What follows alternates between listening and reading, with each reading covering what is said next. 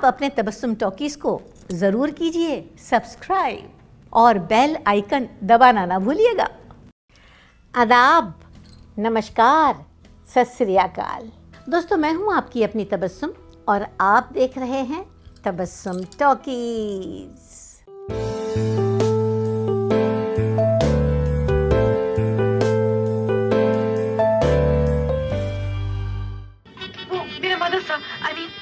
मेरा माँ का तबीयत खराब हो गया था सर, इसलिए मुझे डॉक्टर बनना पड़ा। नो सर, वो हॉस्पिटल, डॉक्टर के पास हॉस्पिटल लेके जाना पड़ा सर।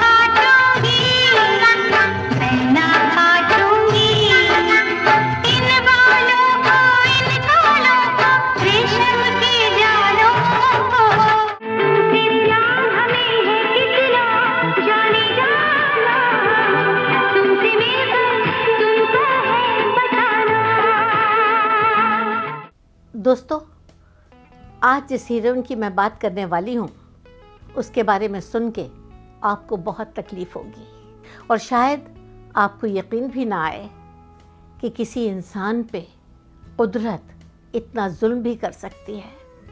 जिस हीरोइन की मैं बात कर रही हूँ उनकी पहली फिल्म आई थी 1990 में और वो सुपरहिट हो गई थी। लेकिन अफसोस कि उसके ठीक 9 साल बाद 99 में उनकी कार का एक बहुत भयानक एक्सीडेंट हुआ और वो इतना ख़तरनाक और भयानक एक्सीडेंट था कि वो बुरी तरह ज़ख्मी हो गई। उनके जिस्म की कोई हड्डी ऐसी नहीं थी जो टूटी ना हो, लेकिन सबसे ज़्यादा चोट लगी थी उनके दिमाग पे और वो कोमा में चली गई थी। और 29 दिन बाद जब वो कोमा से बाहर आई तो सब कुछ भूल गई थी कि मैं कौन हूँ, कहाँ हूँ और मेरे साथ क्या हुआ। और वो हैं अन्नू अग्रवाल।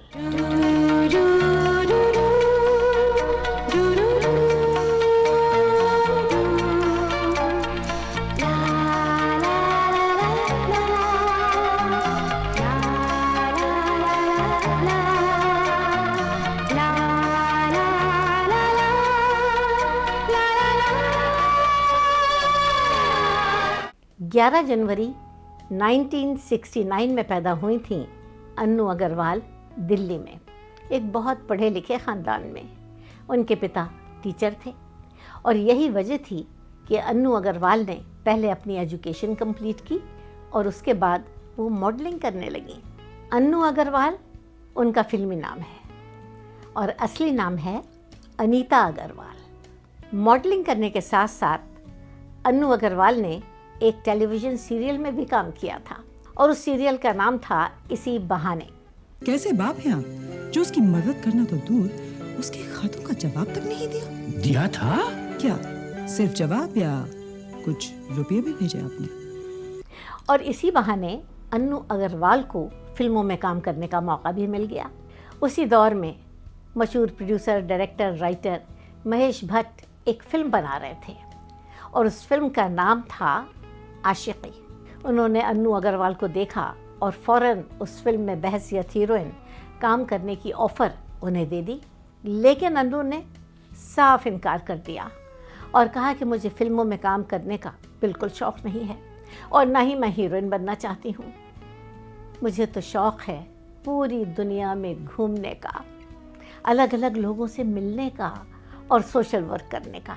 लेकिन महेश भट्ट नहीं माने और कहने लगे कि तुम अगर इस फिल्म में काम नहीं करोगी तो मैं ये फिल्म नहीं बनाऊंगा। और मजबूरन अन्नू अग्रवाल को इस फिल्म में काम करना पड़ा और वो राजी हो गई।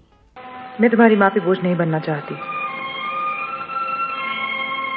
वहां ऑर्फनेज में थी तो उन पे बोझ थी, बाहर आई तो तुम लोगों पे बोझ बन गई। नफरत सी होने लगी है मुझे अपने आप से। कब तक दूसरों के एहसानों पे जीती रहूंगी मैं? कब तक?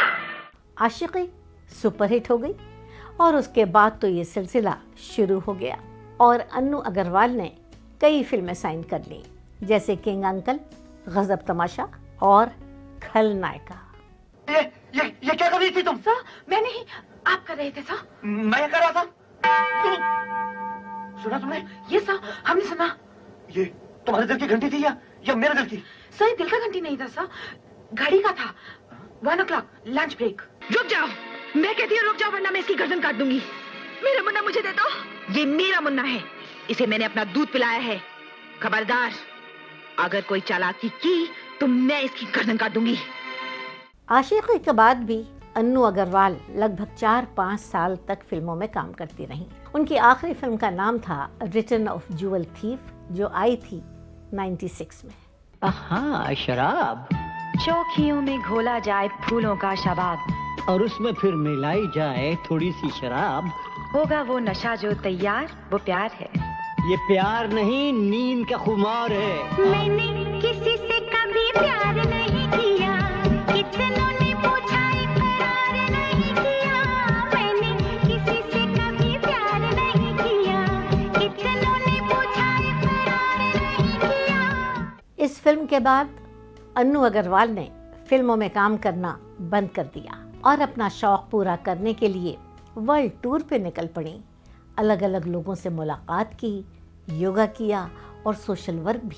लेकिन अफसोस कि 99 में उनका एक बहुत भयानक कार एक्सीडेंट हो गया था, जिसके बारे में हम आपको बता चुके हैं। वो एक्सीडेंट इतना भयानक था कि वो कोमा में चली गई थी। जब कोमा से बाहर आई तो उन्हें महसूस हुआ कि उनका आधा जिस्म पैरालाइज हो गया है, हाथ पैर नहीं हिलते थे और डॉक्टर ने तो साफ साफ कह दिया था कि अब आप ज़िंदगी भर कभी भी अपने पैरों पे खड़ी नहीं हो पाएंगी। लेकिन अन्नू ने हिम्मत नहीं हारी। उन्होंने भरपूर कोशिश की, एक्सरसाइज की, फिजियोथेरेपी करवाई और आहिस्ता आहिस्ता चलने की कोशिश करने लगी और उसमें काफ़ी हद तक वो कामयाब भी हो गई।